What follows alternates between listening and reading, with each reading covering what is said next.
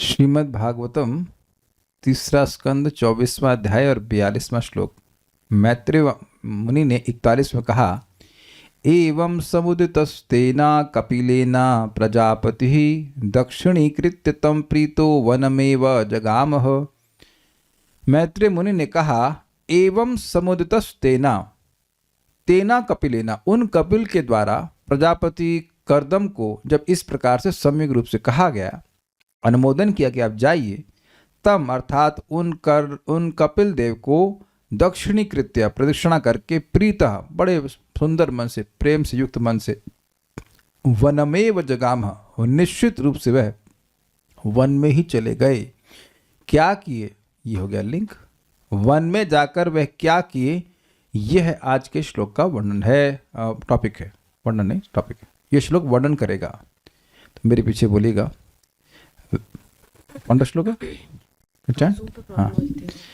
व्रतम स आस्थितो मौनम आत्मैक शरणो मुनिः। व्रतं स आस्थितो मौनम् आत्मैक शरणो मुनिः। व्रतम स आस्थितो मौनम आत्मैक शरणो मुनिः। व्रतं स आस्थितो मौनम् आत्मैक शरणो मुनिः। निसंगो व्यचरत् क्षोणिम् अनग्निरनिकेतनः। निसंगो व्यचरत् क्षोणिम् अनग्निरनिकेतनः। व्रतं स आस्थितो मौनम् आत्मैक शरणो मुनिः।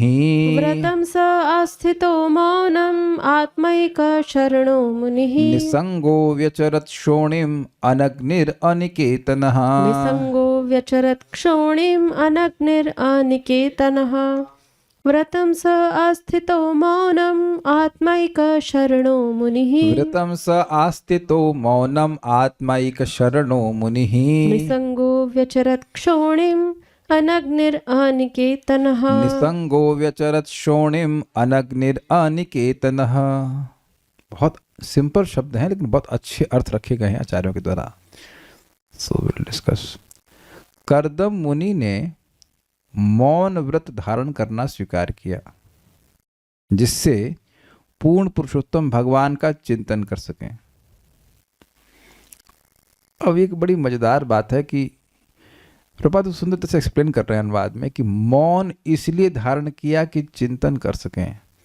मौन इसलिए धारण नहीं किया कि लोग मूर्खता को ज्ञानी मूर्ख व्यक्ति को ज्ञानी माने। समझे? कोई मूर्ख है, वो बस चुप बैठा रहे तो अरे बाप रे, मौनी बाबा, मौनी बाबा। भाई कोई मूर्ख है, कैसे अच्छा एक चलिए बताइए, कभी आप किसी व्यक्ति से ऐसे मिले हैं कि उससे बस कुछ देर बात ही की और तुरंत समझ में आ गया कि वो मूर्ख है?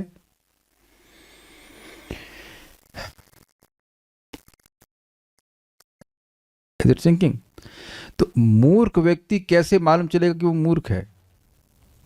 वो बोलेगा, और चुपचाप एकदम एकदम ज्ञानी व्यक्ति है। तो इसलिए मौन धारण नहीं किए कि पेट पल जाए ज्ञानी के रूप में प्रसिद्धि प्राप्त करके। समझ में आ गया? He was not quiet because he wanted to hide his foolishness. देखिए, अब एक एक पॉइंट को आपको समझना होगा, तब उसको जीवन में अप्लाई कर पाएंगे। आप कुछ भागवतम पे विचार करना अगर चाहते हैं तो हमेशा वाणी को उलझाए नहीं रखना होगा, इवन भक्तों से भी बात करने में। मेरा मतलब है कि व्यवहारिक बात करने में। बस 24 घंटे व्यवहार चलता रहेगा, तुमने ये किया, तुमने वो किया, तो मन कॉन्स्टेंटली डिस्टर्ब होता रहता है कि क्या सबको समझ में आया, ये मैं ऐसे बोल के चला गया। आई विल फील वेरी, बहुत सुंदर बात इस संबंध में कौन बता रहा, ये हरिपार्षद तो समझा रहे थे कि भाई देखो, हमको ऐसे नहीं पढ़ना है कि पढ़ करके अपने दिमाग की अलमारी में रख दिया और लॉक कर दिया उसको। होता है ना कि अलमारी में पैसा था जो कुछ लॉक करके रख दिया, अब देख ही नहीं रहे इसमें है क्या। आपको जो ज्ञान दिया जा रहा है वो समझना है कि वो कैसे हमारे जीवन में काम करता है। कुछ समय शांत भी बैठना होता है। जो आपने सुना आज, उसको आप नोट कर सकते हो, फिर आप उस पर विचार करो। यहाँ पर प्रतिदिन आपको बहुत सारे फूड फॉर थॉट दिए जाते हैं, तो चबाना चाहिए, उसका श्रवण करना चाहिए, उसको डाइजेस्ट करना चाहिए कि ये क्या बोले। ऐसा नहीं है भाई कि ऐसा नहीं है कि आपके पति हैं, पत्नी है, या भक्त हो या ना अभक्त, उससे मतलब नहीं है। ऐसा नहीं कि आप हमेशा ही बात करते रहे उनसे। हम वेदवादी को डांट रहे थे, कल हम सोने जा रहे थे, पूछ रहे थे आप क्या सोच रहे हैं। अरे हमने कहा भाई आप हमेशा, हम नहीं चाहते कि जो सोच रहे हैं आपको बताएं। It is not needed, it's not needed. देखिए मैं आपको डांट नहीं रहा, मैं समझा रहा हूँ इस बात को, इनको भी बता रहा हूँ, सबको भी बता रहा हूँ, ऐसा नहीं है। इसीलिए मैं महाराज लोगों के पास इर्द गिर्द घूमता नहीं रहता हूँ और ना ही उनसे अनावश्यक बात करता हूँ। Why, what is the point, they might be thinking of something ना। और हमको एक बार डांट पड़ भी चुकी है। महाराज क्लास दे रहे थे और राधा कृष्ण के बारे में पूछ रहे थे, हम सनत चार कुमारों के बारे में पूछने लगे तो एकदम इतना गुस्सा हुए, अगले दिन तक गुस्सा रहे। बताइए, और दिन अगले दिन क्लास में खड़ा करके हमको डांट लगा। चलो कोई बात नहीं, नहला रहे महाराज, स्नान करा रहे, कोई दिक्कत नहीं, पवित्र हो जाएंगे। I made a mistake. ये थोड़ा समझने का आप। अच्छा एक चीज बताओ, आपने कभी ऐसा सोचा कि आप कुछ सोच रहे हैं तो वो एक मन की एक धारा होती है, उस तरफ जा रही होती है। जैसे अभी आप देखिए, हम लोग तत्तेनुकंपाम श्लोक को डिस्कस कर रहे थे। तरीके से तो मुझे एक दिन सुबह अलग श्लोक डिस्कस करना चाहिए था, वो शाम को करना चाहिए, लेकिन आप देखिए आप लोगों की भी धारा मन की उधर ही जा रही होगी। तत्तेनुकंपा, वो आपने कल सुना, उसको फिर वही सुनना चाहते हैं, उसका अगला क्या सुनना चाहते हैं। आप देख रहे हैं कि मन का एक प्रभाव बन जाता है। ये हम is it like understandable to what I am trying to say. मौन रहने से फायदा होता है, जो आपने सुना है उस बात पे आप मनन कर पाते हो। ये बहुत इंपॉर्टेंट है। ये नहीं क्लास समाप्त हुई और तुरंत अब दूसरा यूट्यूब चालू कर दिया या कुछ और पढ़ना, एनीथिंग नॉन कृष्णा कॉन्शियस शुरू कर दिया। फिर जो आज आपने सुना है उस पर विचार क्या कर पाएंगे, क्योंकि उसका बहुत बड़ा फायदा है। मैं पहले ही बता दे रहा हूं आपको, जो व्यक्ति मननशील नहीं है उसकी सहायता, उसकी बहुत ज्यादा सहायता गुरु और शास्त्र नहीं कर सकते। शब्द बड़े डीप हैं। सहायता नहीं कर सकते ऐसा नहीं कह रहे हैं, लेकिन बहुत ज्यादा सहायता नहीं कर सकते। क्यों? क्योंकि जब तक व्यक्ति स्वयं मननशील नहीं, उसको जब तक ये स्वयं नहीं दिख रहा है कि भौतिकतावादी जीवन शैली से कोई सुखी नहीं हो रहा है और मैं भी सुखी नहीं होऊंगा, तो अब गुरु और शास्त्र सहायता नहीं कर सकते।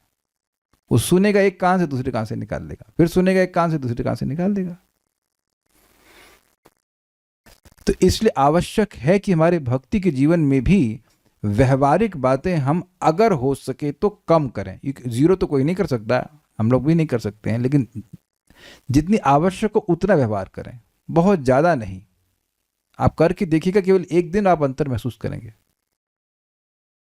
हमेशा, अच्छा ये बताइए कितने लोगों को हमेशा बोलना ही पड़ता है? Please raise hands.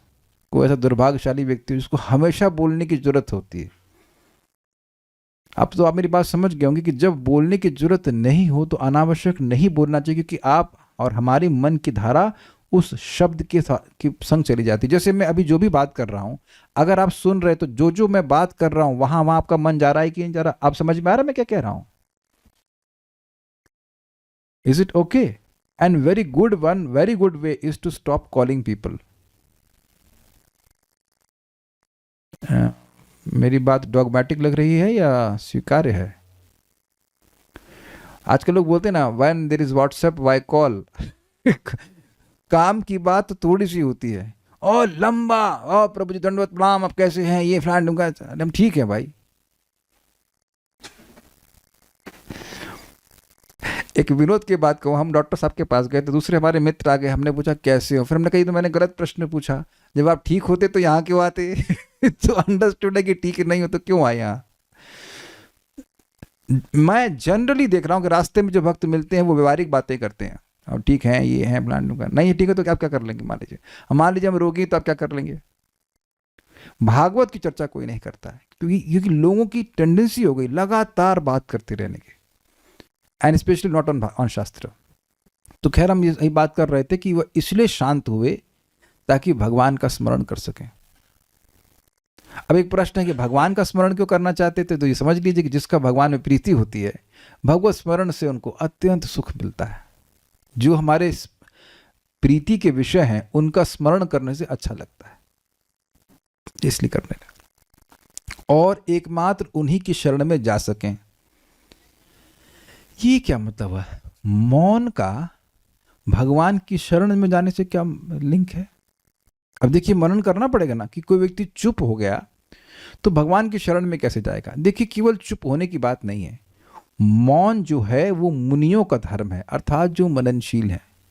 तो अब एक कोई विचारवान व्यक्ति है तो वो सोचेगा कि अगर मैं किसी की शरण लेता हूं तो वो मुझे शरण देने का सामर्थ्य क्या स्वतंत्र रूप से धारण किया है? मान लीजिए हम सोचते हैं कि व्यक्ति में कुछ पैसा देगा, तो क्या पैसा वो खुद से जनरेट कर रहा है? वह भी तो किसी से लेके ही दे रहा है ना, यानी वह भी किसी की शरण है, शरण में है, सॉरी। और दूसरा व्यक्ति भी किसी की शरण में है। स्वतंत्र तो कोई है ही नहीं। तो जब कोई स्वतंत्र नहीं है तो वह मेरी शरण कैसे हो सकता है? एक बात। दूसरा बात, मैं शाश्वत जीव हूं, आप सब लोग शाश्वत जीव हैं। तो जिस भी व्यक्ति की हम शरण ले रहे हैं वो तो जो देह धारण किया है वह तो शाश्वत नहीं है। वो देवता हो, चाहे मनुष्य, चाहे कोई भी व्यक्ति हो, ना तो वह पूरी तरह स्वतंत्र है, ना उसका देह हमेशा रहने वाला है।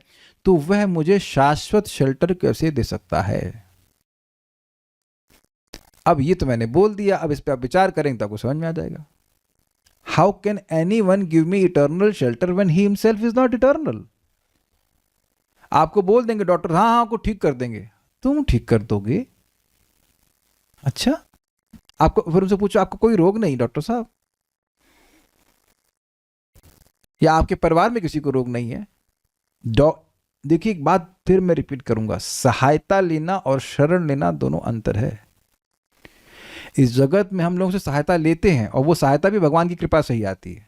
लेकिन आप अगर ये कह लो कि डॉक्टर है या और कोई मित्र है या हमको कोई, हमें क्या कह सकते हैं, रोग से बचा लेगा या हमें कोई मृत्यु से बचा लेगा ना, यहां तक कि हमें कोई दुख से भी बचा लेगा, तो ऐसा भी नहीं होने वाला।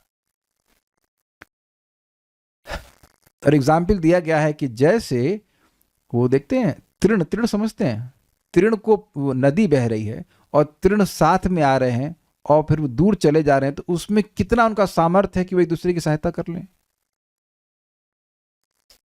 काल का ऐसा प्रभाव है कि व्यक्ति अगर वो किसी के लिए कुछ कर पा रहा है तो भगवान की कृपा से ही वो कुछ कर पा रहा है, उसका निमित्त मात्र है, लेकिन स्वतंत्र रूप से हम कोई किसी को कुछ नहीं कर पा रहा है।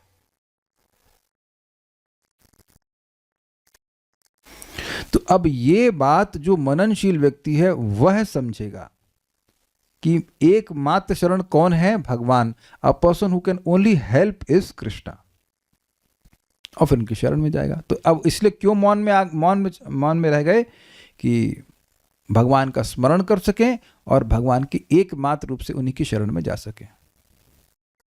देखिए, ये सामान्यतः देखा जाता है क्या? व्यक्ति वृद्धावस्था में क्या सोचता है? मेरी पत्नी है, मेरे बच्चे हैं, ये सब मेरी रक्षा करेंगे। और आज तक कहीं किसी की पत्नी और बच्चे किसी को मृत्यु से नहीं बचा सके। कहीं सुना आपने? इट्स अमेजिंग कि जो चीज कहीं हुई ही नहीं है उसी पे सबकी आश्रय। क्यों आश्रय ले रहे हैं? क्योंकि मननशील नहीं है। यहां तक कि वो देखिए, कुछ लोग ये भी देख सकते हैं कि उनका लड़का उनसे पहले मर गया, लेकिन नहीं विचार कर पाते, नहीं मननशील है। और व्हेन वी स्टार्ट सीइंग, उनको बड़ा दुख लगता है कि भक्त हैं, उनके भक्त हैं एक्चुअली, मतलब उनके ताऊजी मर गए, उनके सामने उनके पिताजी मर गए, और अब भी तुम भक्ति ठीक से नहीं कर रहे। तो ये लैक ऑफ मननशीलता ही तो हुआ ना।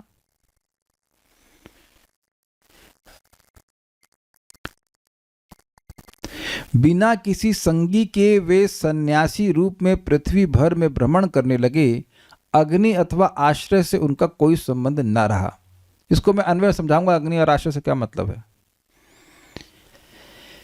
एक मतलब एकमात्र आत्मशरण। देखिए, आत्मशरण का मतलब ये नहीं है कि वो अपनी शरण खुद हो गए, ऐसा जीव कभी नहीं कर सकता। आप में से कोई कर सकता है? हवा भी अपनी ले लें पानी भी अपना, है कि नहीं? सब तो हम लोग उधार ही ले रहे हैं ना भगवान से। तो आत्मा करते यहां पे परमात्मा भगवान श्री हरि की शरण में रहने वाले। शरण मतलब जहां दुख की निवृत्ति हो और जहां से सुख की प्राप्ति हो। अब कुछ क्लियर हुआ? देखिए, क्या हम लोग डॉक्टर की शरण ले सकते हैं? वेदवाद नहीं, बताइए।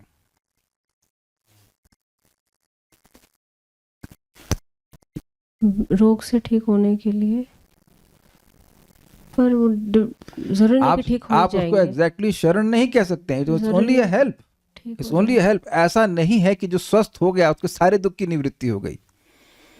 आत्यंतिक शरण कोई नहीं ना, ये थोड़ा बहुत होता, कुछ समय के लिए उसने आपको ठीक कर दिया, एक अंश में भी, वो भी absolute shelter, yes that's the whole point. एकात्म शरण, एकमात्र भगवान की शरण में वो गए। सह मुनि, वे कर्दम मुनि, मौनम व्रतम, मौन व्रत। अब इसको यही समझ लीजिए, जो मुनियों का व्रत होता है उसको मौन व्रत कहते हैं। मौन का मतलब केवल ये नहीं कि वो चुप बैठ गए। आप ये बताइए कि क्या नाम है उनका, विदुर जी से कौन बात कर रहे हैं? मैत्रेय मुनि। विदुर जी से मैत्रेय मुनि बात कर रहे हैं तो चुप हैं। समझ में आया? मैत्रेय मुनि बात कर रहे हैं तो चुप कैसे हुए? तो यहां पे बताया गया है श्रील सिद्ध स्वामी के द्वारा, अहिंसा लक्षणम। जो मुनियों का व्रत है वो है अहिंसा नहीं करना। अब प्रश्न है कि अहिंसा कहां से आ गया? देखिए, जो मुनि हैं अर्थात जो मननशील हैं वही भगवान की भक्ति करते हैं तो भगवान को देखने में समर्थ हो पाते हैं। देखने का मतलब भगवान की मधुरता का वह अनुभव कर पाते हैं। तो भगवान की मधुरता का अनुभव वो व्यक्ति नहीं कर सकता है जिसका हृदय कठोर हो। सारा लॉजिक समझ में आ रहा है? तो जिसका हृदय कठोर होगा वो व्यक्ति भगवान की मधुरता का अनुभव कर ही नहीं सकता है, इम्पॉसिबल। अब एक फिर प्रश्न हो जाएगा, कठोरता का क्या मतलब है? Sense of enjoyer, I am a separate enjoyer, मैं स्वतंत्र भोक्ता हूं, मैं प्रोपराइटर हूं, मेरे पास ये सारी वस्तुएं हैं, मैं नियामक हूं। ये तीन चीजें हैं कि नहीं? ये समझ में आ रहा है? मैं इंजॉयर हूं, मैं ईश्वर हूं, ईश्वरोहम अहम भोगी सिद्धोहम बलवान सुखयासरी भाव है कि नहीं? मैं ईश्वर हूं, मैं नियामक हूं, मैं भोगी हूं। ये सारी भावनाएं, ये सब हृदय की दूषण को सूचित करती हैं, हृदय की कठोरता को सूचित करती हैं। तो अब अगर कोई व्यक्ति के हृदय में भोग की भावना नहीं होगी तो क्या वो किसी को दुख दे सकता है? रिवर्स में समझिए, अगर कोई व्यक्ति अपनी इंद्रिय तृप्ति के लिए व्यग्र है तो वह दूसरे को दुख देगा ही, और कोई विचार नहीं करेगा कि उसे दुख हुआ कि नहीं हुआ। सब लोग, जब कोई ना मेरी बात समझ में आए, लाइक समझ में means if you are able to internalize it, तब आप लोग हैंड रेज कर सकते कि बात नहीं समझ में आई। ये तो सबको समझ में आई होगी, मैं तो हाथ नहीं खड़ा करवाऊंगा कि आज तक कभी किसी ने आपको दुख दिया है कि नहीं, दिया ही होगा। और अगर मैं पूछूं कि आपने कभी किसी को दुख दिया हो तो मुझे पता है कि हाथ नहीं खड़ेगा, इसलिए पूछूंगा भी नहीं। आपने कभी किसी को दुख नहीं दिया, इज इट नॉट? किसी ने दुख नहीं दिया ना। तो आप देखेंगे कि जब हम क्रोध में आकर के बोलते हैं तो हम क्या चाहते हैं? हम अपनी इंद्रिय तृप्ति चाहते हैं कि जो मेरे मन में आ रहा मैं बोलूं, जो मेरा मन चाहता मैं बोलूं। किया कि नहीं किया ऐसा? अब सामने वाला रो पड़े, दुखी हो, उससे कोई मतलब नहीं है कि नहीं? थोड़ा ठीक से बैठिए भगवान जी से, कुछ दिक्कत तो नहीं, आर्थराइटिस वगैरह पर? ठीक है। ये आप जीवन में देखना कि अगर कोई व्यक्ति इंद्रिय तृप्ति चाहता है, चाहे मैं हूं चाहे वो सामने वाला व्यक्ति है, वो तभी किसी को दुख देगा, नहीं तो वो दे नहीं सकता है। तो आप लिंक कर पा रहे सारी बातें। एक मुनि का मुख्य धर्म है मौन। मौन मतलब जिसमें अहिंसा लक्षण, अहिंसा बहुत इंपॉर्टेंट बात है। और अहिंसा मतलब आप किसी को दुख नहीं देंगे। तो दुख कब नहीं देंगे? जब इंद्रिय तृप्ति की इच्छा नहीं होगी। तो इंद्रिय तृप्ति का लिंक क्या है? हृदय कठोर है। तो जिस मुनि का हृदय सॉफ्ट होगा तभी वो भगवान का अनुभव कर पा रहा है। फिर भगवान का अनुभव कर रहा था तभी तो इंद्रिय तृप्ति छोड़े बैठा है। उसे क्या, उसे नहीं चाहिए वो सब चीजें। अच्छा एक चीज बताइए, कितने लोग इस क्लास में इंजॉयमेंट की भावना से आएंगे? बहुत मजा आएगा, बहुत इंजॉय करेंगे।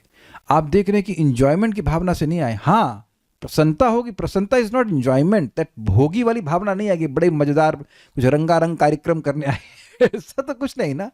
You able to follow this? अपने हृदय को देख लीजिए। जब आप भागवतम चर्चा करते हैं उस समय आपकी चेतना क्या होती है, और जो दूसरी बात करते हैं उस समय क्या चेतना होती है?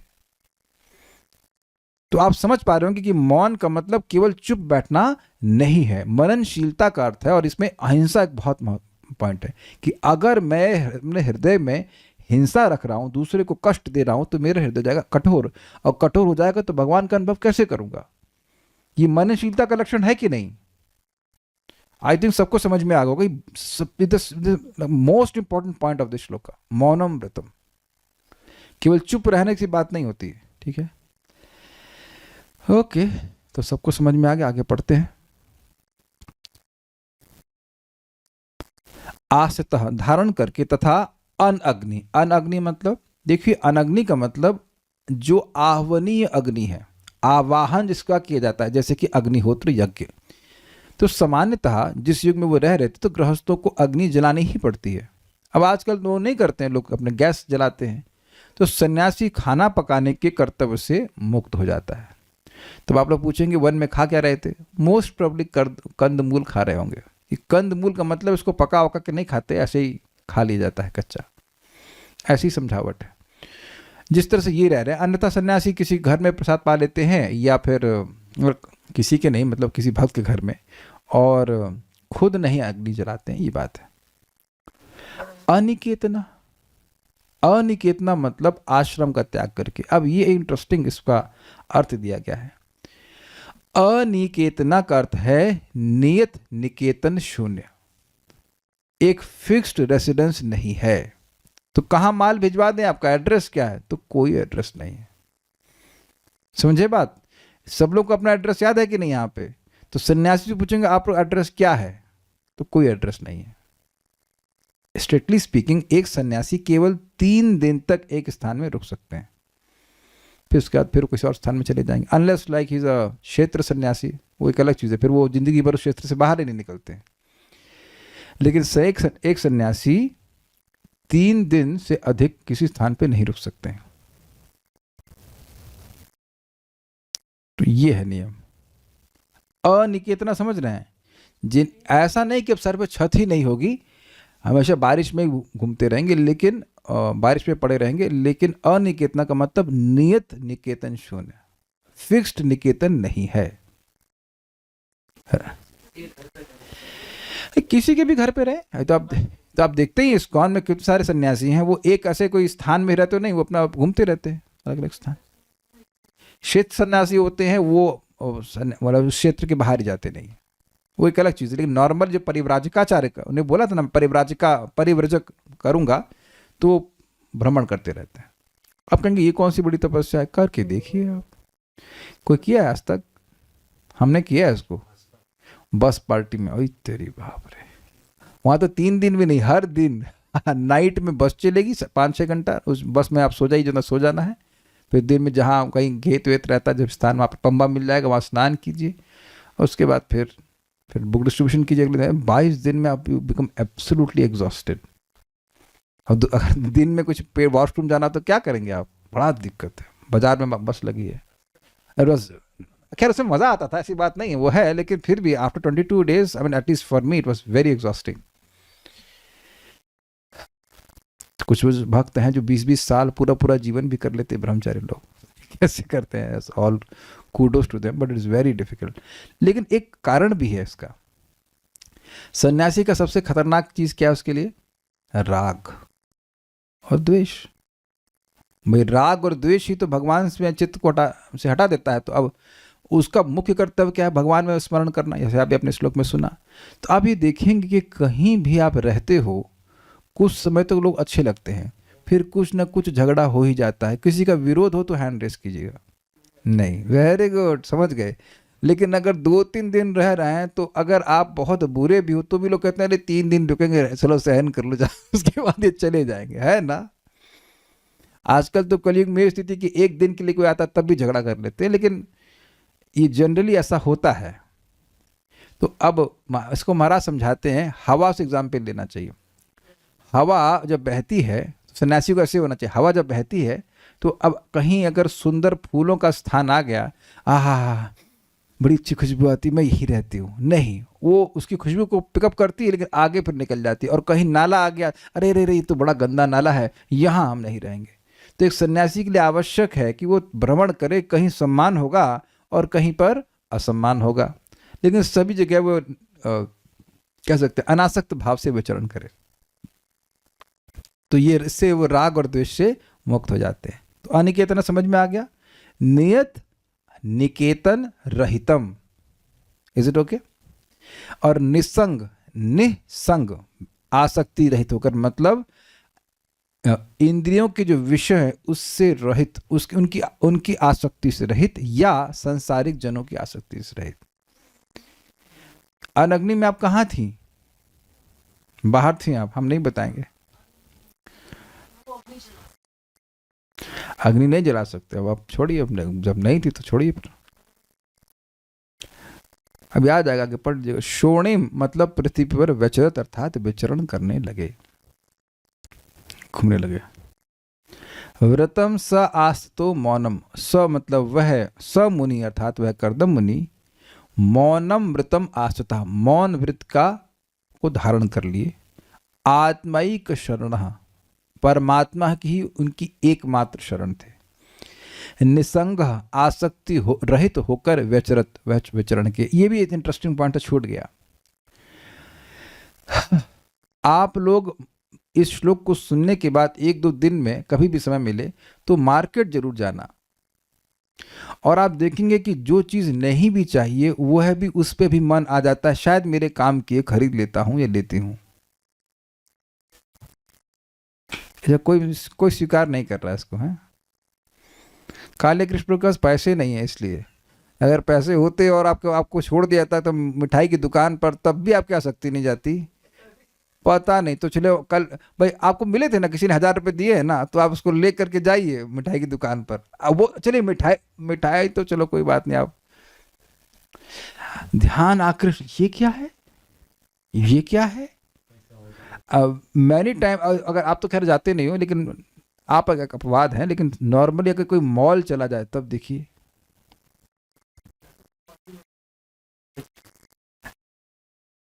ये चाहिए वो देखो, खरीदो या ना खरीदो उसकी बात नहीं कर रहा हूं, नोटिस कर रहे हैं ना। आप पेड़ों को भी नोटिस करते हैं, पत्थर को भी नोटिस करते हैं, और कहीं 1000 रुपए का नोट गिरा हो तो तब तो गाड़ी बढ़ा देंगे ना आगे। और कोई ना देख रहा हो कि आप उठाएंगे, कोई ना देखने वाला हो, कम से कम ईमानदार तो रहना चाहिए। भागवत क्लास में भगवान सामने है। तो आप देख सकते हैं कि हम लोगों का मन वो उस तरह से हो जाता है, ऐसे एक खिलौना होता है, उसको ऐसे फेंकेंगे तो जहां फेंकेंगे वो चिपक जाता है, फिर वो उखड़ जाता है, फिर चिपक जाता है, फिर उखड़ जाता है, ऐसे करके। ये हो सकता है कि आपकी भोजन की थोड़ी आसक्ति अब कम हो गई प्रसाद पा करके, आई एग्री, उतना ध्यान नहीं देते हैं, फिर भी हाँ कुछ बोल रहे हैं, गौरव के मन में कुछ गूंज रहा है, फिर भी कुछ आ ही जाता है। हाँ बोलिए। हरे कृष्ण। मतलब डाउट ये है कि जैसे आप बोले मॉल का एग्जाम दे रहे थे, तो जैसे कोई चीज़ देखते हैं फिर ऐसा लगता है कि कुछ ज़रूरत की चीज़ नहीं, तो वो तो नोटिस होता ही है, राइट? उतना तो नोटिस कर ही सकते हैं, कर ही सकते हैं। मतलब आप चाहते हैं कि जो भी है वो आवश्यक, देखिए आप, उतना नेचुरली कोई आसक्ति नहीं, मतलब आदमी मतलब ही नहीं है क्या है सामने। अच्छा चलिए, आप मार्केट में मत जाइएगा, खाली अमेजन ऐप खोल लीजिएगा, ज्यादा मत कीजिएगा, खाली अमेजन का ऐप खोल लीजिए, तब देखिए कुछ काम की चीज जरूर मिल जाएगी आपको। देखिए आप थोड़ा समझने का प्रयास कीजिए, it's not a easy thing. अरे वो छोड़ दीजिए, कहीं आप बहुत सुंदर प्राकृतिक छटा वहां पे, आय हा कितना सुंदर महल है, ऐसा कितना सुंदर पहाड़ है, कितनी सुंदर नदियां बह रही हैं, लोग ये देखने के लिए नहीं जाते हैं। हमने देखा बाली में लोग अमेरिका से आते हैं, भरे हुए हैं, पूरा अमेरिका के लोग वहां पर भरे, मतलब टूरिस्ट के रूप में, तो ये देखने के लिए आ रहे हैं ना कितना सुंदर व्हाटएवर वादियां हैं और वैलीज हैं, दिस एंड दैट। नहीं करते, बताइए। तो जगत में कैसी भी आसक्ति हो, सतगुण से आसक्ति हो, रजगुण से हो या तमगुण से हो, ऐसी किसी भी आसक्ति से वो रहित थे, क्योंकि स्मरण भगवान का हो रहा था। अगर कहा जाए भगवान में खोए हुए तो उनको और कुछ मतलब नहीं था। इसे कहते हैं बाह्य अनुसंधान शून्य, बाहर क्या चल रहा है उधर उनका ध्यान ही नहीं था। ये कहना चाहता हूँ, ठीक है। और ये बहुत बड़ी बात है क्योंकि जगत में एक से एक सुंदर वस्तुएं हैं जो मन को खींचने वाली हैं। निसंग व्यचरत, वह किसी भी वस्तु में अनासक्त होकर के घूम रहे थे। और यही चीज नारद जी के केस में थी, विमदः विमत्सरान। और एक बहुत सिंपल तरीका भी है जिससे हम लोग इसको अप्लाई कर सकते हैं एक दृष्टि से, कि जो वस्तु भगवान के संबंध में है उसको स्वीकार करें। That is very practical. इसे कहते हैं युक्त वैराग्य। युक्त वैराग्य, हाँ ये चीज़ भगवान के काम की सेवा में आएगी तो उसको ग्रहण कर लेना है, जो भगवान के काम में नहीं आएगी उसको नहीं ग्रहण करना है। एटलीस्ट इस प्रकार से हम लोग निसंग रह सकते हैं। यस। शोणिम अर्थात पृथ्वी पर अनग्निर अनिकेतना, हम लोग ने वो बिना अग्नि के अर्थात खाना बनाए बिना और बिना अग्निहोत्र यज्ञ किए और बिना किसी विशेष स्थान को नियत घर को रुके वह गए। कहाँ के भावार्थ दीपिका, ये श्रील सिद्ध स्वामी की टीका का नाम है, उसको भावार्थ दीपिका कहते हैं। इसको यहाँ पे संस्कृत में रखा हूं ताकि आप इस बात को समझ सकें। मुनि नाम इदम मौनम, मुनि नाम मतलब जो मुनियों का है, इदम मतलब यह, मौनम व्रतम। सबको समझ में आ रहा है? ये नीचे मत देखिए, सामने देखिए क्या लिखा है इसमें। मुनि नाम इदम मौनम व्रतम, मुनियों का यह मौन व्रत है। जो मुनियों का व्रत है यह मौन व्रत, अहिंसा लक्षणम।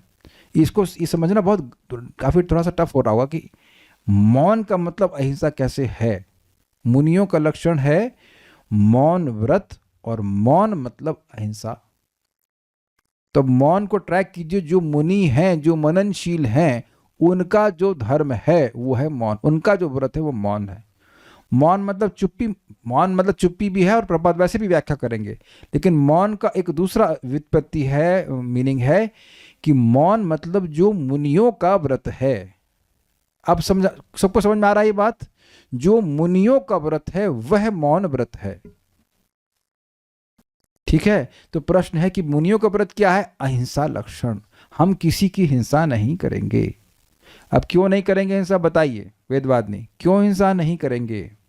प्रभु जी, क्योंकि उनको कोई इंद्रिय तृप्ति की इच्छा नहीं है, उनका हृदय सॉफ्ट है। आप सही बोल रहे हैं, लेकिन उस तरह से नहीं बोलने से मैं चाह रहा हूं बताना। हम किसी की हिंसा क्यों नहीं करेंगे? ये एक व्रत हुआ ना, संकल्प, हम भाई व्रत, हम किसी की हिंसा नहीं करेंगे क्योंकि उनको भगवान में अपना पूर्णतः मन लगाना है। गलत तो नहीं कह रहे हैं, सही कह रहे हैं, लेकिन वैसे नहीं हम चाह रहे हैं। क्यों हम किसी की हिंसा नहीं करेंगे? क्योंकि हमको अपने हृदय को सॉफ्ट करना है, हृदय को कोमल बनाना है। अगर हृदय में कठोरता होगी तो भगवान का अनुभव हम नहीं कर सकते। सिंपल सी बात है।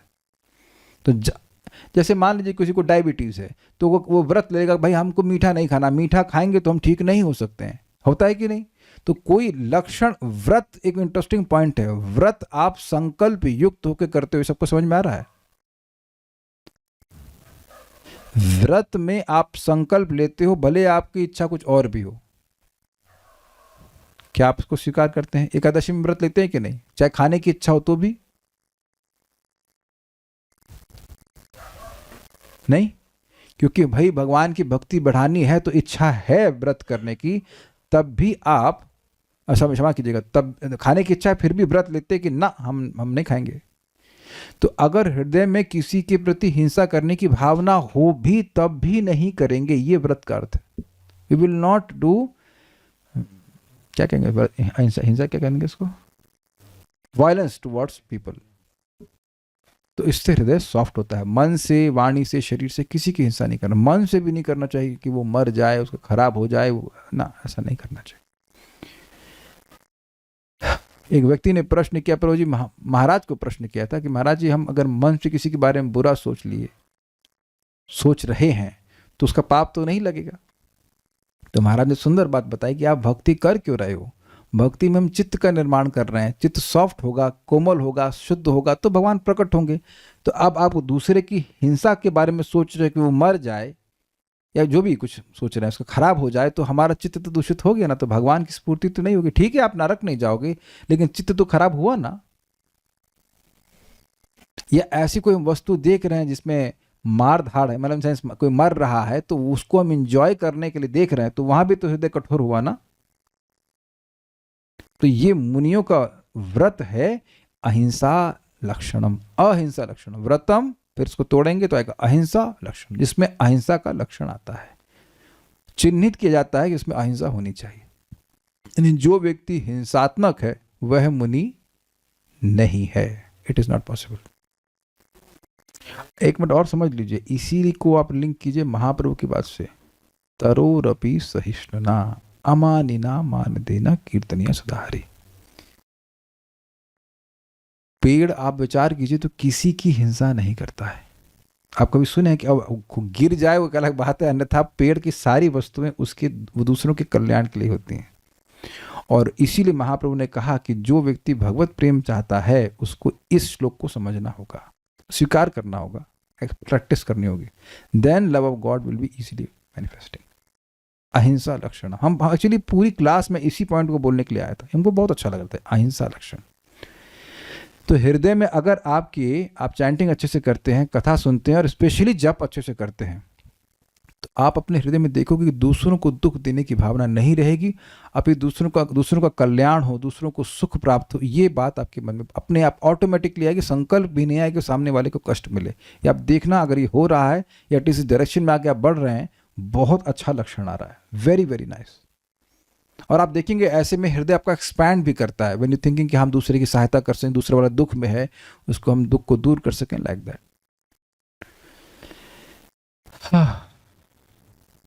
कुछ वक्त तो क्या है इस पे,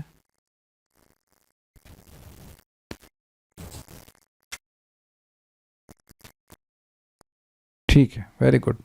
तो समझ पा रहे हैं आप लोग, हम लोग आगे बढ़ते हैं। महर्षि अहिंसा प्रधान मौन व्रत को अपना लिए थे। मुनिनाम इदम, यह मौन की व्युत्पत्ति है।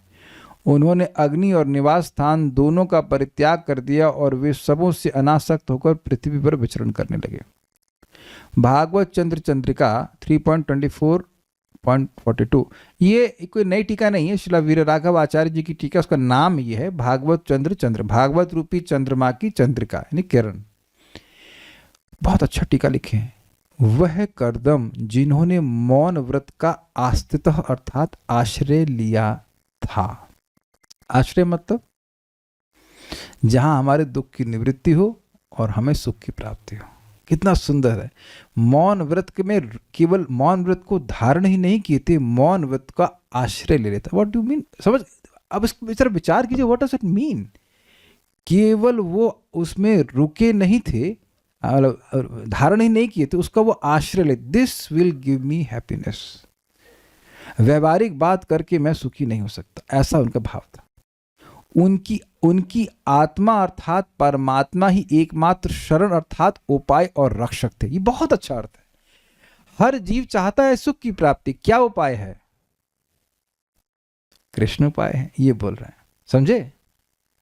हर जीव चाहता है कि दुख से रक्षा हो जाए, क्या उपाय है? रक्षक कौन है? श्री कृष्ण है। ये बात इस तरह से वो समझ गए थे।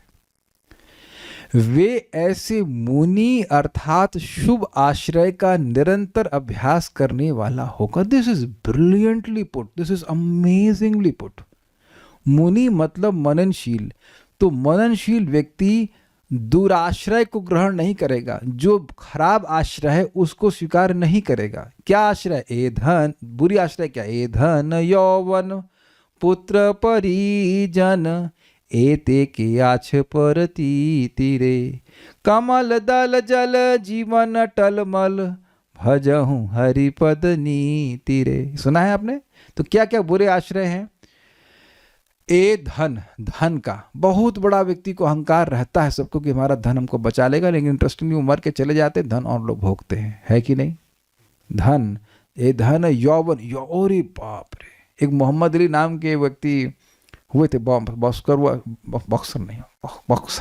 थे, तो ऐसे बोलते आई एम द ग्रेटेस्ट।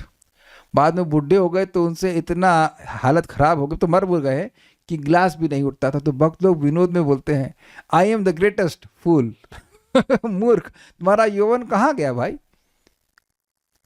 चढ़ता सूरज धीरे धीरे ढलता है ढल जाएगा, सुना है आपने गाना? आज जवानी पर इतराने वाले कल पछताएगा, चढ़ता सूरज धीरे धीरे ढलता है ढल जाएगा। बहुत अच्छा, वेरी वेरी नाइस, मतलब वैराग्य वाला सॉन्ग था ये, बड़ा अच्छा कव्वाली है, समझ गए? तो यौवन भी नहीं, और क्या था? धन यौवन पुत्र परिजन, अरे बाप रे, ये तो सब खत्म हो जाते हैं। यही लेकर के जाएंगे, बोलेंगे राम नाम सत्य है, अमेजिंग है, और जब हम जब कर रहे हो तो कहते काहे कर रहे हो? तो ये कोई भी आश्रय नहीं। कमल दल जल जीवन टलमल, भजहूं हरि पद नीति रे। तो ये एक इंपॉर्टेंट बात है और इसको स्वीकार करना चाहिए। अब प्रश्न हो कि भगवान की चरणों के आश्रय कैसे लें? तो स्पष्ट है, श्रवण कीर्तन इत्यादि भक्ति के द्वारा लें। तो कहने का मतलब है शुभ आश्रय का निरंतर अभ्यास करने वाला होकर। जैसे अभी भक्तों ने बोला कि मार्केट में जाते हैं तो देखते हैं कि ये चीज ये दिख गई लेकिन ये हमारे काम की नहीं है। तो वहां आप मनन कर रहे थे कि नहीं? अपने माइंड को देखिए, यार ये काम की नहीं है, नहीं चाहिए, समझ रहे हैं? एलिमिनेशन करते हैं ना मन से, ना ये काम की नहीं है। तो उसी प्रकार से जो परम मुनि है वो भगवान की सेवा के अलावा सब कुछ छोड़ देता, बस भगवान की सेवा का ही अभ्यास कर रहा है, शुभ आश्रय का ही अभ्यास करने वाला वह मुनि। क्या मैं इसको समझा पाया? I would be very happy if you have understood this. मुझे बहुत संदेह है कि लोग समझ पाए होंगे इस बात को। वेदवाद नहीं आप समझ पाई? जो मुनि है वह मननशील है। मननशील व्यक्ति समझता है कि भौतिकतावादी जीवन शैली से मैं सुखी नहीं हो सकता, केवल भगवान की भक्ति से ही सुखी हो सकता हूं। तो वो किस चीज का अभ्यास करेगा? बताइए माइक पे। भक्ति का। Got it. ये लिखा है कि नहीं? शुभ आश्रय क्या है? भगवान के श्रवण कीर्तन स्मरण वंदन आदि। यही इसी का बार बार अभ्यास उनको बार बार करेगा, क्योंकि ये चीज सुख देने वाली है। जो मननशील नहीं है वो सोचेगा ठीक है भक्ति कर रहे हैं लेकिन थोड़ा तो भौतिकता भी बात कुछ होना चाहिए ना, कुछ अपने एंजॉयमेंट के लिए, अपने कुछ मनोरंजन के लिए भी होना चाहिए ना, तब वो मननशील नहीं है। भाई एक सिंपल सी बात है, बहुत सिंपल सी बात है। अगर हम वाकई मननशील हों तो हम जरा विचार करेंगे ना कि जो देह किसी भी तरह सुखमय नहीं है, उसमें कुछ अच्छा पदार्थ नहीं है, तो उस देह से हमें सुख कैसे मिल सकता है? महाराज उतना सुंदर बता रहे थे कि कितने लोग, हम सब लोग अज्ञान में हैं, कह रहे थे कि देखो लड़का लड़की से शादी करना चाहता है और लड़की लड़के से शादी करना चाहती है। तो अगर वो सोच रहे हैं कि लड़की मिल जाएगी तो सुखी हो जाऊंगा, और लड़की सोच रही है लड़का मिल जाएगा सुखी हो जाऊंगा। लेकिन अब ये बताओ कि दोनों ही लोग तो अभाव में है ना भाई। तो जब दोनों लोग अभाव में हैं तो दोनों लोग मिल करके वो अभाव को समाप्त कैसे कर देंगे? I am not happy, that's why I am marrying. The other person is thinking, I am not happy, that's why I am marrying. तो if both are unhappy, दोनों लोग unhappy मिल करके happy कैसे हो जाएंगे? आप विचार कीजिए कि जब आप कभी दुखी हैं तो आप किसी सुखी व्यक्ति से मिलकर सुखी हो जाते हैं, स्वीकार्य है। लेकिन आप अगर खुद दुखी हैं, मान लो डिप्रेस लोगों की एक पार्टी हो, तो सभी लोग डिप्रेस है, तो दो डिप्रेस्ड लोग मिल करके उत्साहित हो जाते हैं। आप कभी भक्ति में नॉन उत्साहित व्यक्ति से मिलकर उत्साहित हुए हैं? यार क्या यार ये जप, क्या यार भागवत पढ़ना है, क्या यार ये सेवा तो अगर ऐसे व्यक्ति से मिलकर आप जिसके पास वो है ही नहीं, वो आपको देगा कैसे? तब प्रश्न को शादी नहीं कर सकता। देखो भाई, शादी में सुख नहीं है, गृहस्थी में सुख नहीं, सुख है भगवान की सेवा में। और ये बात परम पूज्य राधा रमण महाराज बताए, बड़ा मजेदार, कि भाई गृहस्थी में भी सुख भक्ति का ही है। अब जो गृहस्थ मननशील है वो समझ जाएगा इस बात को कि भैया गृहस्थी में कोई सुख नहीं है, सुख कहीं नहीं है। सुख अगर है तो भगवान की भक्ति में है, सिंपल सी बात है। लेकिन मननशीलता होनी चाहिए, नहीं तो व्यक्ति सारे उन चीजों में एफर्ट लगा रहा है, स्पेशली गृहस्थी में जाकर जहां से दुख है, और ये काट नहीं सकते कि दुनिया में यही देख रहे हैं। कथा सुनने का टाइम नहीं, जप करने का टाइम नहीं, यहाँ तक कि खाना खाने का भी टाइम नहीं रहता, और उन्हीं चीजों को इकट्ठा करने में, एकत्रित करने में लगा हुआ जो केवल दुख देती है। कोई विरोध नहीं आ रहा आप लोगों की तरफ से, कहीं से कोई तो विरोध करो। हमें इस मामले में नाड़ी पकड़ना आता है, नाड़ी समझते, नाड़ी एकदम सही पकड़ रहे हैं, कोई नहीं काट सकता, because I have seen with my eyes and I am seeing it all around. जो चीजें केवल दुख देने वाली हैं। फ्रिज ले आए, प्रभु जी बोले, जब भी बोले सुनो जी, अरे बगल वाले का फ्रिज तो डबल डोर का है, आपका तो सिंगल डोर का है, अरे तेरे डोर सारे बंद हैं। Is it not? ये भाव वो भाव, अरे अपनी तो मारुति है, बगल वाले का एसटी में, क्या यही हो रहा है ना? क्यों घर का पेंट कराना कि बगल वाले का अच्छा हो गया है? There is no satisfaction in the heart.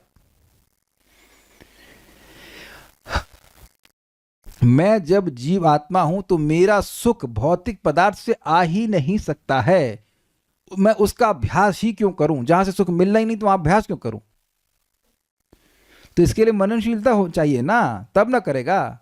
जो मननशील व्यक्ति है वही शुभ आश्रय का निरंतर अभ्यास करेगा। लाइन जबरदस्त, अगर आप समझ सकें, शुभ आश्रय का अभ्यास नहीं, शुभ आश्रय का निरंतर अभ्यास। हम कुछ बोल रहे हैं, हमारी बात को आप रिजेक्ट कर देना। हम गृहस्थों को बोल रहे हैं, लेकिन हम जानबूझ के बोल रहे हैं, आप लोग, हम चाहते हैं कि हमारी बात रिजेक्ट हो, चाहते तो नहीं, लेकिन हमें पता है कि रिजेक्ट हो जाएगी बात।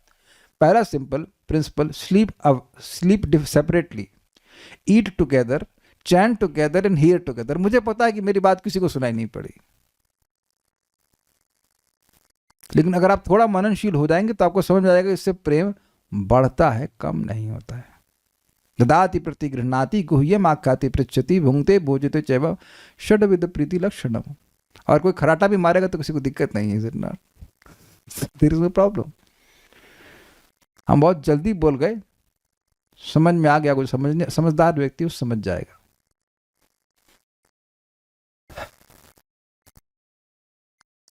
एक भक्त माता जी बोल रही, डर लगता है अकेले सोने में। हमने गृहस्थों के लिए बोला, अब तो शादी हुई नहीं ना आपकी। अब हम ये सब बात जानबूझ करके बोल रहे हैं, जानबूझ कर बोल रहे हैं, लोगों को एकदम हैं। जब तक शादी के 5 साल में कर लिया आप, 20-25 साल तो आप अकेले ही सोते हैं ना। And in that way it helps to control your senses and you can advance in Krishna consciousness, and the life is very short and life is miserable with sense gratification. हम नहीं बोल रहे हैं, गीता में भगवान बोल रहे हैं कि नहीं, यही संस्पर्शा भोगा इत्यादि इत्यादि। तो जो मननशील व्यक्ति है वो इस प्रकार से अभ्यास करेगा निरंतर। हमको इस बार बार मेरा मन इसी पे जा रहा है, निरंतर अभ्यास करने वाला होगा, निरंतर अभ्यास करने वाला होगा, क्योंकि उसको पता है कि देह से सुख नहीं मिल सकता है। दुख तो जरूर मिलता है, लेकिन सुख तो बिल्कुल नहीं मिल सकता। निसंग अर्थात इंद्रियार्थों में आसक्ति रहित, खाना पीना देखना छूना सब चीजों के बारे में उससे रहित नहीं। इंटरेस्टिंग है कि क्या इंद्रियों के अर्थ आप ग्रहण करना बंद कर सकते हैं? क्या देखना ही बंद कर देंगे, या खाना ही बंद कर देंगे, पानी भी नहीं पिएंगे, लेकिन उसमें कोई मतलब ऐसा नहीं कि हाय हाय हाय बड़ा अच्छा मिल गया, बड़ा, ऐसा कुछ भी नहीं। कभी अच्छा खाने को मिलेगा, कभी नहीं मिलेगा, वॉट एवर कृष्णा प्रोवाइड्स, ऐसा। अथवा सांसारिक जनों के संग से रहित थे। This is amazing, this is very amazing. जो लोग अकेले रहते हैं वो अनुभव करेंगे इस बात, ज़्यादा अनुभव करते हैं इस बात को कि व्यक्ति अकेले रहने पर अकेला अनुभव भी करता है, ही फील्स लोनली। और अगर वो वैष्णवों की संगति नहीं कर रहा है तो फिर वह कहीं ना कहीं भौतिक संगति जरूर ढूंढेगा। बहुत हमारी मैम कहती थी इंग्लिश में, बड़ी अच्छी, man is not born on a Ivory tower. खंबे पे इंसान खंबे पे नहीं पैदा हुआ है, समझे बात? We are social people, social animal प्रभात कहते हैं। तो अगर व्यक्ति अकेले ही केवल रह रहा है तो इसका मतलब इसे भगवत संगति प्राप्त हो रही है। It's not easy to be like भजनानंदी लाइक दिस। आप समझ रहे हैं मेरी बात कि अकेले आप नहीं रह सकते हो यदि प्रत्यक्षतः अगर भगवान के संपर्क नहीं प्राप्त हो रहा। तो कहेंगे भगवान कहाँ है? यहाँ पे स्मृति के रूप में है, भगवान का स्मरण है ना निरंतर, तब वो। इसलिए ये भूल जाइए कि कोई व्यक्ति बिना संग के रह सकता है, ये नहीं हो सकता है। उसे या तो भगवान का संग मिल रहा हो या वैष्णव की संगत मिल रही हो, लेकिन संसारी लोगों का संग क्यों नहीं करना चाहिए? वेदवादिनी बता सकती हैं क्यों? उससे भक्ति से नीचे गिर जाते हैं। Very good. और कारण? संग is the only way of exchange of qualities. केवल संग के द्वारा ही गुणों का आदान प्रदान होता है। There is no other way, there is no other way, there is no other way. जैसे आपने मुझे एक गुण दिया, मैंने कल बताया था ना, हम जिंदगी में मक्की का रोटी और क्या कहते हैं सरसों का साग, सरसों का साग हमको बिल्कुल पसंद नहीं आता। If you invite me I will never come.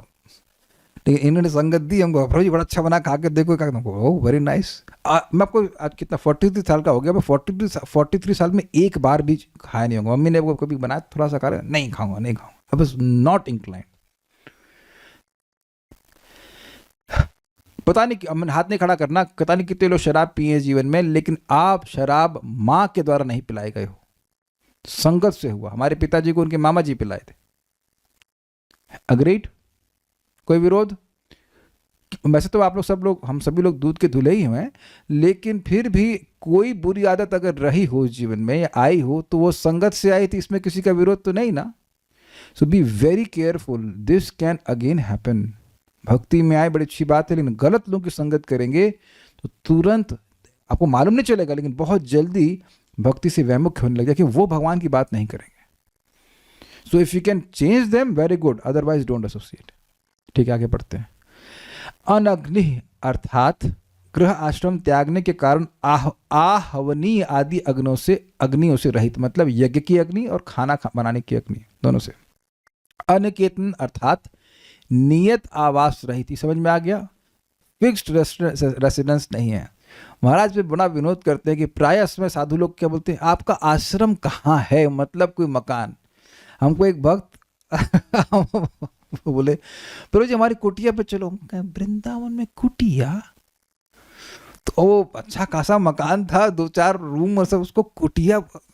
मैं थोड़ा विनोद में कहा, प्रभु जी ये कुटिया तो नहीं लग रहा है, दिस इज नॉट एग्जैक्टली कुटिया। हम तो लोग नम्र भावना बोलते हैं, बना लेंगे बंगला और फिर कहेंगे कुटिया, दिस इज नॉट कुटिया।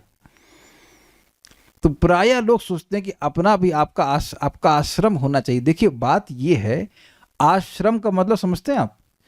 आओ और शर्म करो, मेहनत करो भगवान के लिए, ये नहीं कि बस लेटने खाने की व्यवस्था हो गई तो आश्रम। This is very interesting. तो ऐसे किसी भी आसक्ति से वो रहित थे। घर की आसक्ति किसको नहीं, जरा हाथ खड़ा कीजिए।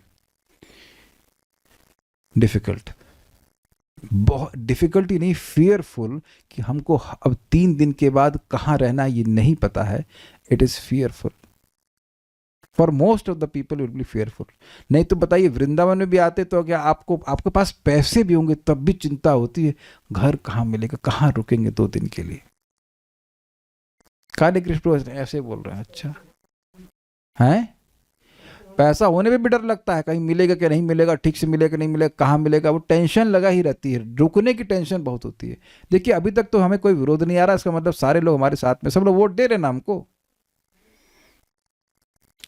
होता है व्यक्ति को चिंता हो, नहीं तो कोई बात नहीं, कहीं होगा तो वहीं रोड के किनारे सो जाएंगे, कुछ सोचता है ऐसा। आप लोग पता नहीं सोच रहे कि नहीं सोच रहे, लेकिन हम जैसे मंगल आरती कभी जाते हैं, आपने देखा होगा लोग कैसे वो रोड साइड पे लेटे रहते हैं, एकदम भय हो जाता है, भगवान ऐसा हो जाता तो नहीं होता भय।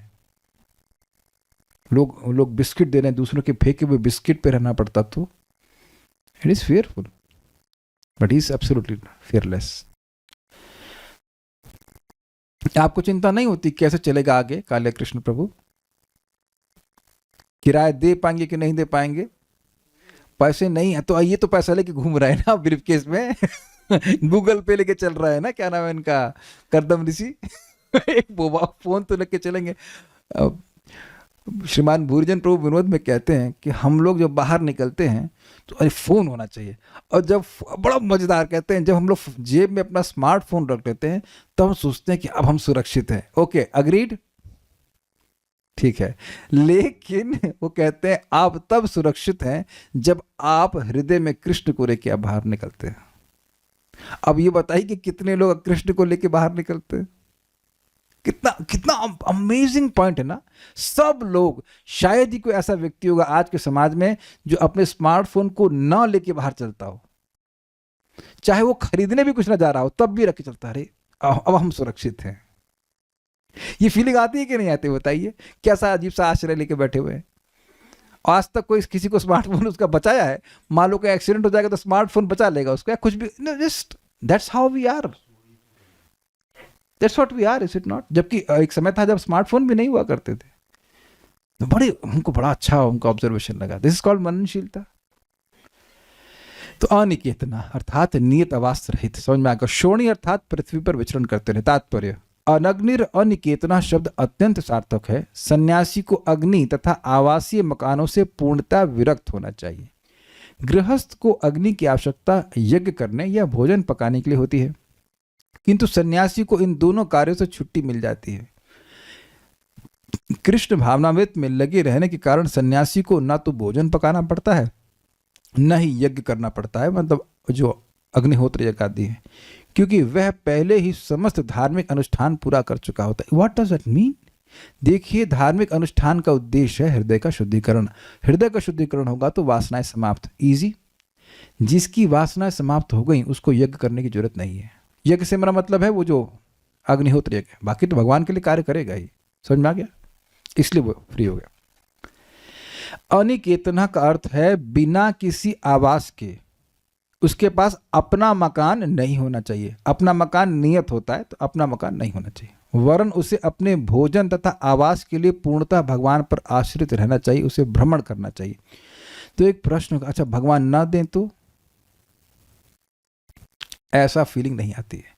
भक्त जो शुद्ध हो गए वो जानते हैं कि जब भगवान एक चींटी को भी आवास दिए हुए हैं तो मुझे क्यों नहीं देंगे। And it's not simply an intellectual conviction. जितना हृदय पवित्र होगा, व्यक्ति देखता है कि भगवान कैसे रक्षा करते हैं। जब आपको दिखने लगता है अपने जीवन में अनुभव से, तो there is no reason for doubting. There is no reason for doubting, है कि नहीं? जैसे बच्चों को दिखता है कि माँ दे रही, रोटी दे रही, सब कुछ। महाराज इस बात को बोलते हैं, और आप लोगों का भी कभी कभी अनुभव होगा कि कभी कभी 2 जगह से न्योता जाता है खाने का, और कभी कभी सोचता है खाने को अच्छा मिलेगा, नहीं मिलता है। ये सब भगवान की व्यवस्था से। तो जो भगवान की भक्ति नहीं कर रहे हैं उनका भी पालन भगवान कर रहे हैं, तो भक्ति करने वाले को भगवान ऐसे भूखा मार देंगे? कभी नहीं देखेंगे कि भक्त जो भजन कर रहा है वो भूखा मर रहा हो। इट इज इम्पॉसिबल, ऐसा नहीं हो सकता। हम लोग तो इंटेलेक्चुअली बोल रहे हैं, लेकिन जो जैसे जैसे व्यक्ति शुद्ध हो जाता है सब चिंता को छोड़ देता है। महाराज इसको समझाते हैं कि देखिए, बच्चों का भगवान अपनी माँ पर पूर्ण विश्वास होता है तो कभी खाने की चिंता नहीं करते हैं, यहाँ तक कि वो बनाते तक नहीं है। उसी प्रकार से जो भगवान के शरणागत है, सन्यासी है, तो मुझे बनाने की क्या जरूरत है? इतने गृहस्थों के, महाराज बोलते हैं, इतने सारे गृहस्थों के किचन चल रहे हैं, तो हमको खाना बनाने की क्या जरूरत है? They have higher business to do which is preaching Krishna consciousness. उसे भ्रमण करना चाहिए। किस लिए भ्रमण करना चाहिए? अंधकूप में लाइट जलाने के लिए, भगवान के यश का विस्तार करने के लिए चाहिए। मौन का अर्थ है चुप्पी। जब तक मनुष्य चुप या मौन नहीं रहता तब तक वह भगवान की लीलाओं के विषय में पूरी तरह सोच नहीं पाता। इसका यह अर्थ नहीं है कि मूर्ख होने तथा ना बोल सकने के कारण मौन व्रत लिया जाता है, अपितु मनुष्य को मौन धारण करना पड़ता है जिससे लोग उसे तंग न कर सके। चाणक्य पंडित ने कहा है कि धूर्त जब तक बोलता नहीं अत्यंत बुद्धिमान प्रतीत होता है। बोलना ही असली परीक्षा है। निर्गुणिया स्वामी का तथाकथित मौन यह बताता है कि उसके पास कहने को कुछ नहीं। ये समझे, निर्गुणिया सन्यासी स्वामी, इम्पर्सनलिस्ट स्वामी, उनके पास वो तो भगवान को जीरो कर दिए। उनका आंख नहीं, उनका कान नहीं, उनका नाक नहीं। जब आपने बोल दिया किसी व्यक्ति का नाक नहीं, तो अब नाक के गुणों का क्या वर्णन करेंगे? जब है ही नहीं तो आगे क्या बोलेंगे आप? लेकिन महाराज समझा रहे थे कि भगवान की केवल आंखों पर कवियों ने हजारों हजारों पद लिखे हुए हैं, केवल आंख के वर्णन पे। और गुणों का तो कह नहीं सकते। भगवान के अनंत गुण हैं और एक एक गुण अनलिमिटेडली डीप है। तो जो भगवान के भक्त हैं उनके पास तो बोलने का बहुत मटेरियल है। मैं निवेदन करूंगा, जिन लोगों को अंग्रेजी आती है तो श्रीमान हरि पार्षद प्रभु का आप चैनल सब्सक्राइब कीजिए और सुनना चैतन्य शिक्षाष्टकम। आपकी आंखें गोल हो जाएंगी, भाई ये क्या जानते हैं और कितना जानते हैं। एक शिक्षाष्टकम पे कम से कम 6 कमेंट्री हैं, 6 कमेंट्रीज, 4 लिखा है मैंने, सॉरी 6 कमेंट्रीज, 6। हम तो एक आध दो ही जानते, एक ही जानते थे, संबोधन भाष्य वगैरह जानते थे। अमेज्ड। और आप यहाँ जानते हैं भागवतम में आप 10th कैंटो में जाना, शायद एक एक श्लोक पे, शायद बोलो मैं गिना नहीं हूँ, 10-10 कमेंट्री है बड़ी बड़ी संस्कृत की। एक एक श्लोक पे, एक एक शब्द पे उसको उतना खोलते हैं, इतना बताते हैं। तो भक्त लोग तो जान रहे ना भगवान के गुण कितने अद्भुत हैं। आंखों का वर्णन, कान का वर्णन कितना अद्भुत है, वो तो असीमित है सब कुछ। वह केवल भीख मांगना चाहता है। बड़ी सुंदर बात एक जगह बताई थी, किसने बताई थी, किसी ने डिवोटी बता रहे थे कि जो वास्तविक साधु वो भीख नहीं मांग रहे होते हैं, क्योंकि उनको खाने की कोई कमी नहीं है। They are there to preach Krishna consciousness. Prabhupada बड़ा विनोद में कहते हैं, बड़ा मजेदार, कि देखो इस जगत में कोई नेता होता है, उसके जो चेले होते हैं वो उसका प्रचार करते हैं, हमारे नेता को चुनो, हमारे नेता को चुनो, तो वो व्यवस्था करता है कि काजू बादाम सब भरा रहे। तो अगर आप प्रचार करेंगे भगवान का तो भगवान खूब व्यवस्था करेंगे, खूब खाने पीने को रहने, खूब दिक्कत नहीं मिलेगी, कोई दिक्कत नहीं होगी। लेकिन प्रचार बंद कर दोगे तो खाना पीने में खाना पीना तो मिलेगा लेकिन भीख मांगते रहोगे, मतलब नॉट भीख but you will be in difficulty. हम तो इसी को पकड़े हुए हैं, क्यों वही प्रचार कर रहे हैं, खाने पीने को मिल रहा है। I feel very obliged, Krishna gives such nice prasadam, I must preach about Krishna consciousness. नहीं, हम विनोद बोल रहे हैं, केवल खाने की बात नहीं, बट वी फील ओब्लाइज्ड, यार इतना भगवान ज्ञान भी दे रहे हैं और भगवान रख भी रहे हैं, एकदम पैम्पर कर रहे हैं ठाकुर जी, एकदम पैम्परिंग कर रहे हैं। ये तो हम मतलब पक्का है कि ये यथा माम प्रपद्यन्ते, Krishna is simply pampering. So why should I not preach about Krishna consciousness? किंतु कर्दम मुनि ने ऐसा मौन नहीं धारण किया, वे तो अनर्गल बातों से मुक्ति पाने के लिए मौन रहे, बिकॉज दे आर पेनफुल। एक सीक्रेट है, सीक्रेट तो नहीं है बट हमने सुना था, पढ़ा था, कि जो भगवान की जो हरे कृष्ण मंत्र है, भगवान की जो क्या कहते हैं वेणु गीत, वेणु को सुन करके गोपियां और कुछ नहीं सुनना चाहते थे। भगवान की वेणु ध्वनि जगत में हरे कृष्ण मंत्र के रूप में है। जो हरे कृष्ण मंत्र का अभ्यास उसको हो जाता है सुनने का, बोलने का, वो और कुछ नहीं सुनना चाहता। मुझे लगता है यह भी आप लोग को कुछ तो अनुभव हो रहा होगा कि हरे कृष्ण मंत्र के जप करने के बाद अब ये फालतू की बात सुनना बिल्कुल नहीं अच्छा लगता है। जब सोचिए आपको नहीं अच्छा लगता है तो कर्दम मुनि को अच्छा लगेगा। आप समझ में आ गया कि काहे नहीं बात करना चाहते थे। मैं समझता हूँ बहुत से लोगों के घर में ये दिक्कत हो गई होगी कि आपके रिश्तेदार आकर आपसे बोलते हैं यार तुम तो कुछ बात ही नहीं करते। किसी के करते हैं ऐसा कुछ कंप्लेन? अच्छा, आप लोगों के सामने दिक्कत ये होती है कि इनसे हम बात करें क्या? I think everyone is with me. क्या पूछें, क्या बात करें, है कि नहीं? तो इसलिए वो चुप हो गए, हम बात ही नहीं करें। जब मनुष्य गंभीर बनकर अनर्गल बातें नहीं करता तो वह मुनि कहलाता है। महाराज अम्बरीश ने अच्छा उदाहरण प्रस्तुत किया था। जब भी वे बोलते तो भगवान की लीलाओं के विषय में बोलते। इस पे एक बहुत गंभीर बात मैं आपको बोलूंगा, शायद आप समझ सकें। विवेक्षा का मतलब होता है बोलने की इच्छा, बहुत डीप है। तो अब जब आप भगवान कुछ बोलना चाहते हैं उससे पहले कुछ बोलने की इच्छा होती है। जैसे भी मैं कुछ बोलने की इच्छा से यूं तो कुछ बोल रहा हूं कि नहीं, ताकि आप कुछ बात समझ में, बहुत सूक्ष्म है।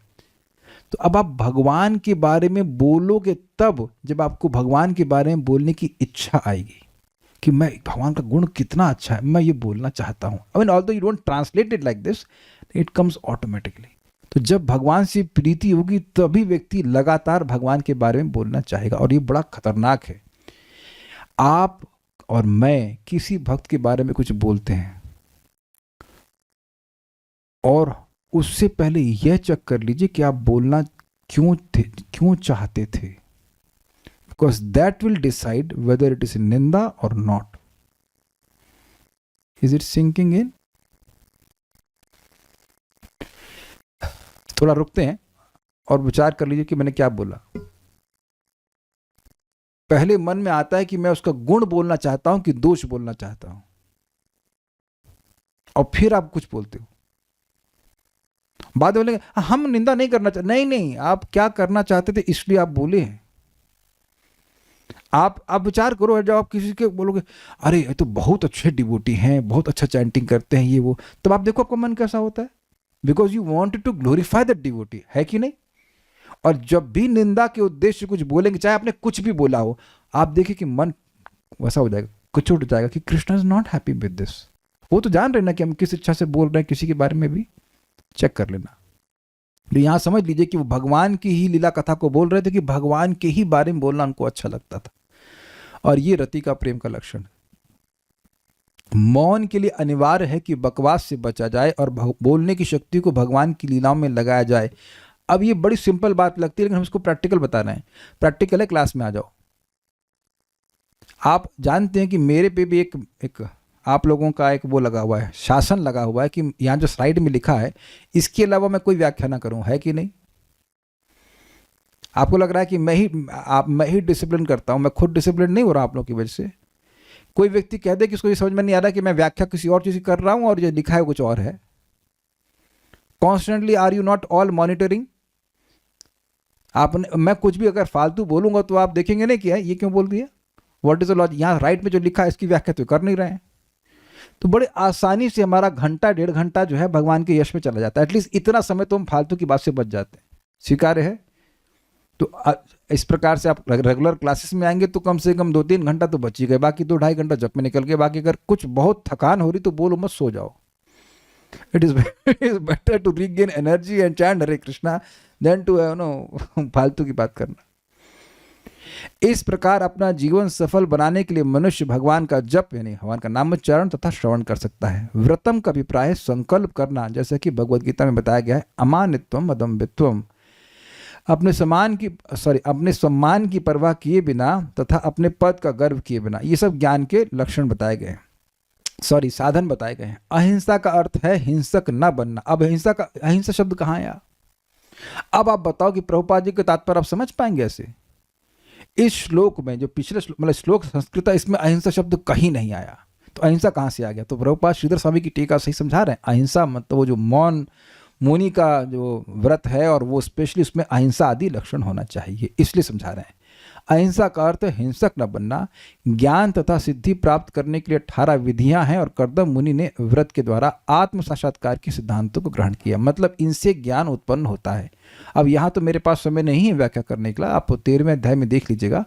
अमानित्व अधम्भित्व आदि श्लोक है, उसमें 20 साधन बताए गए हैं, 18 साधन पढ़ पाता 18 साधन बताए गए हैं ज्ञान प्राप्ति के लिए, इससे ज्ञान उत्पन्न होता है। तो ये सब बातें हैं और कुछ प्रकार से प्रश्न नहीं होगा। Even people spend hours on social media unnecessarily, which is fake and not physical. Yes, और कुछ ठीक है। So I hope you got the point.